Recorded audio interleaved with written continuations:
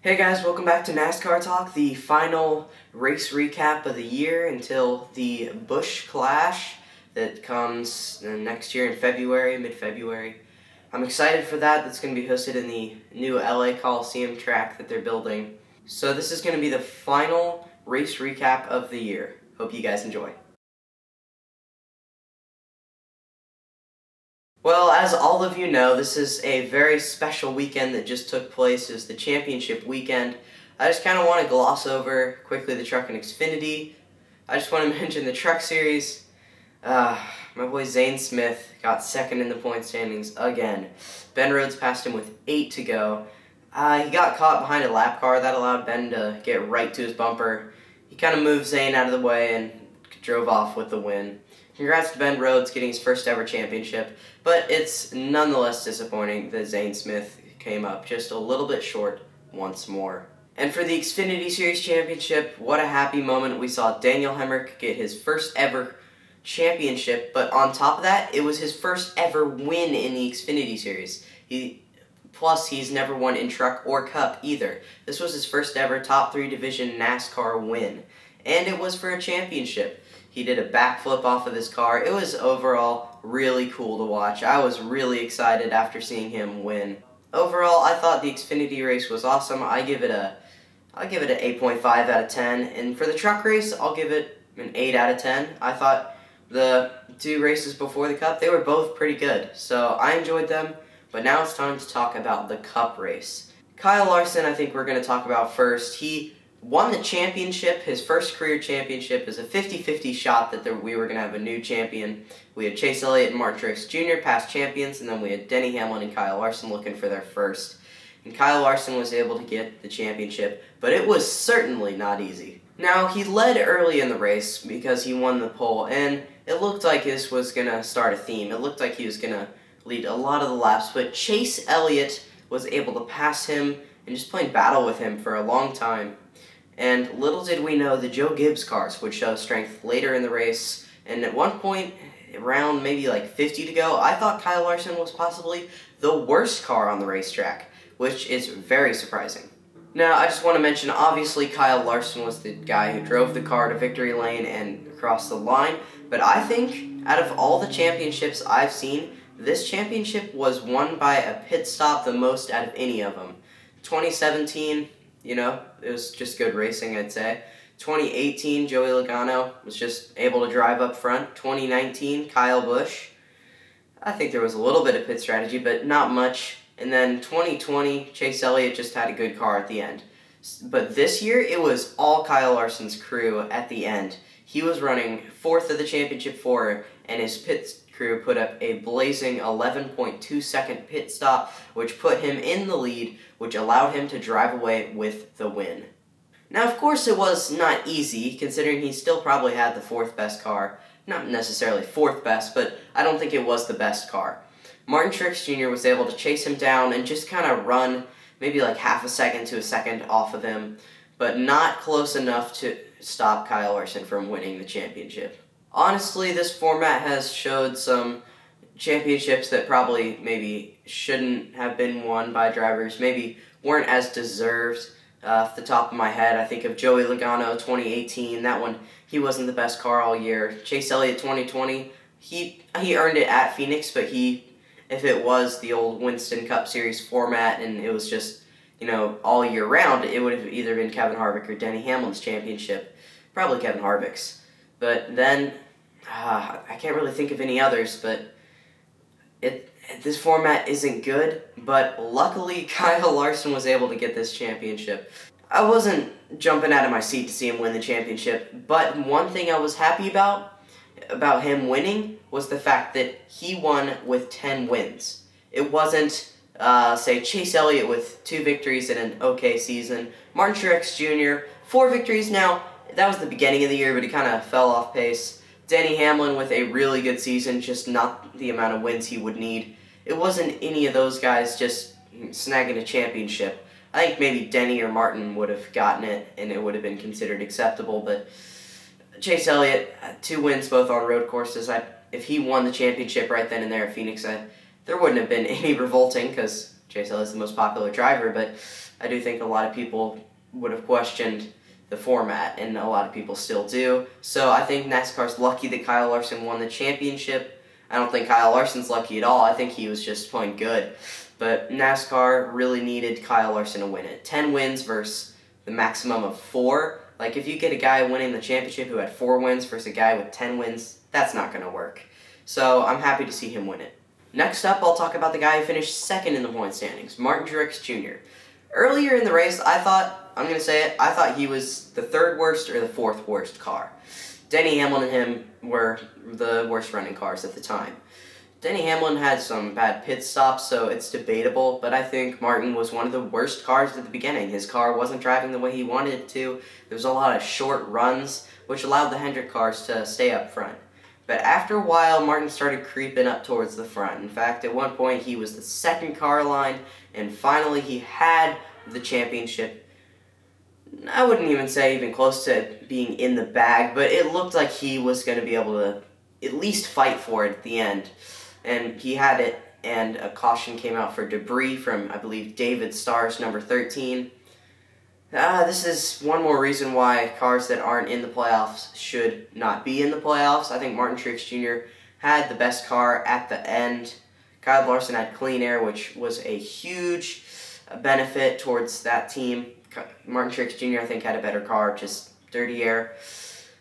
And he had a long-run car, not a short-run car.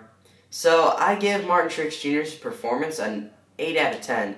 He needed to work on the beginning of the race, but then again, the most important lap in that race, guess what? It's the final one.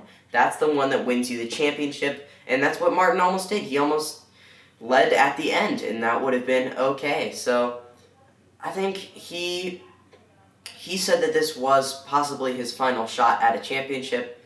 I don't agree with that, but I don't disagree with it either. I think he's got a shot in the next gens, although I do admit he is one of the older NASCAR drivers. He is going to have to adapt to the next gen while he's closer to retirement than most. So I think that's going to be rough on him, although I don't think it is his final shot at a championship, because in my opinion, if you're in the top level of NASCAR, you're there for a reason. You're there because you're good at driving stock cars, so I think Martin is going to stick around in the Cup Series for a little while longer. Then we come to my favorite driver, Denny Hamlin, who finished 3rd in the point standings. Another championship joke, really. I'm a Denny Hamlin fan, and I'm laughing about it. He just can't win a championship. But at the beginning of the race, I was saying it's between him and Martin, but I guess I'll say he was the worst car at the beginning. He was running around 8th, battling around 8th, and that's not good if you're a Championship 4 driver. And after a while, he also worked his way through the field. I think at one point he was like 3rd. He was 2nd at one point too. And then finally, he got the long-run car, and it looked like he could win the championship. I mean, he didn't have the lead ever, but at one point it looked like he was going to easily pass Kyle Larson and Chase Elliott. He had caught them. He'd passed a lot of cars. He was the fastest car on the track by a lot. Martin Truex Jr. was behind him. Him and Martin were around the same speed, but it looked like he was going to be able to win the championship if it went green. It did not. Like I said, the debris, it not only killed Martin's chances, but it also killed Denny's chances. Denny's crew chief was telling Hamlin that he was going to possibly win the championship late in that race before the debris caution came out. He was saying that Denny had the faster car. I don't disagree with that. I, again, don't agree with that either. I think they were pretty close, but I also thought 8/10 isn't much. Martin could make a mistake. Denny could make a mistake. It could go either way. I think determination is a significant factor as well. He could have gotten there. Debris caution came out, ended his hopes again. He had a long-run car just like Martin, so I think when the caution came out, a lot of people expected Denny to kind of drop off a cliff, and he did just that. He fell, I believe, actually down to 5th. Then he was able to gain it back. He passed Chase Elliott, got to 3rd. He was one of the faster cars, just didn't have enough time. In fact, I believe he was the fastest at the end. Did not have enough time, just another choked championship. It wasn't as bad as other ones, say like 2019, where they put the tape on the grill and it overheated his engine. It wasn't like that, or like 2020, where it looked like he had a shot and he just had a tough break there with a really tight race car. This year he had probably his biggest shot since I don't know, maybe before the format came around, I'd say the best car in the championship four he's had so far since 2019. 2020, he didn't have a good car. This was his shot, and I wouldn't say he blew it, but his pit crew, they weren't very fast at the end there. They were fast kind of towards the middle. They did pretty bad early, and then they did amazing in the middle, and then kind of in the middle towards the end, if that makes any sense. Another choke championship for Denny. Now we come to the most popular driver, Chase Elliott, and what could have been. I'm going to come right off the bat and say 2 in a row for a young driver like Chase is hard. There's nobody really in full-time Cup Series that's gone 2 in a row right now. I think Jimmy Johnson was the last guy who did it, and he retired last year. So I didn't expect him to win the championship, but early on in the race when I'd say he was the faster car, just stuck behind Larson, he had the biggest shot, and throughout the run, his pit crew was acceptable. He just didn't have the speed. I don't have much to say about Elliott, but he had a good car at the beginning. It went from 100% good car, and it just slowly trended downward to the point where he actually finished 5th in the race. Ryan Blaney was able to beat him. And that's why I wanted to see what Ryan Blaney could have done if he was in the championship four. He obviously could have gotten 4th. Just slap a playoff sticker on it, and he would have been better than Chase. But I'm excited to see what Blaney can do next year. But Chase just struggled at the end, just like Denny Hamlin, except, here's the banger, he didn't have a long-run car. Denny Hamlin did, he did not. So while both Denny and Chase fell off the pace, Chase couldn't climb back up, unlike his teammate Kyle Larson. And I think his pit crew is somewhat to blame there. There's always next year. He is a young driver, unlike drivers like Drax Jr. and Denny Hamlin. He's got a long time ahead of him to win more championships, and I do think he will become a multiple-time champion before his career is through. Honestly, I enjoyed this race, I will say. A tad long, but this is the kind of time frame that I liked. Maybe I was just a little busy during the race and I wasn't paying attention as much as I probably should have been, but maybe I was just a little distracted during the race, but it seemed a little shorter and I enjoyed it. I think NASCAR races need to be maybe like the length of Xfinity Series races, just a little longer. And I think Xfinity should be a little longer than truck races, not too much longer. And I like truck races where they're at. I enjoy truck races. It's probably my second favorite racing series of all time. I enjoy watching them, and I enjoy the length of those races. It's maybe like an hour, maybe 2. I'd say like an hour and a half probably.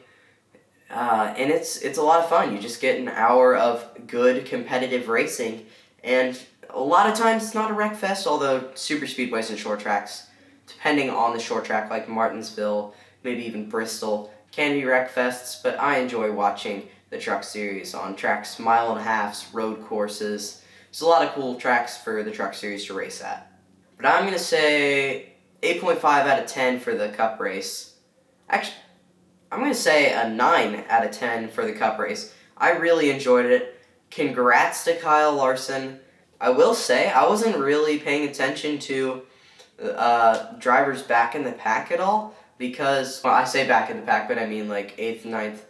The broadcasters did not focus on the drivers back in the pack. So this race recap is really just a championship weekend recap. So I hope you guys enjoyed it. It's the final NASCAR Talk race recap of the year. I'm hoping to do some iRacing videos, stop motion, really close to coming out. So I'm really excited for that. I'll probably have maybe a stop motion every month. It's just getting this first one out that I need to work on. During the summer, they'll be flying out, I assume, hopefully. But I hope you guys enjoyed this video. If you did, please hit the subscribe button down below. Maybe drop a like while you're at it. Anyway, this has been Cole Jones signing off for now. Congrats to Kyle Larson on his 2021 championship.